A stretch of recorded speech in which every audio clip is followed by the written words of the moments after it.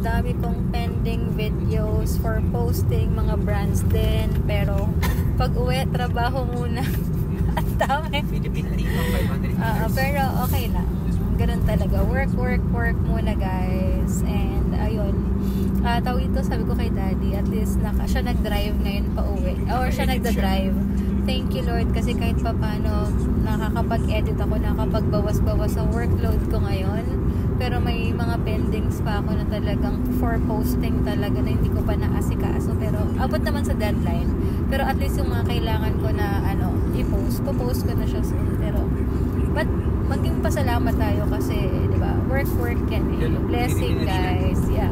Blessing, magtatapos yung buwan na may work, magbabagong buwan ulit na sabi nga ni Karen kanina, dapat umpisahan namin yung month namin na trabaho talaga. So, ayun.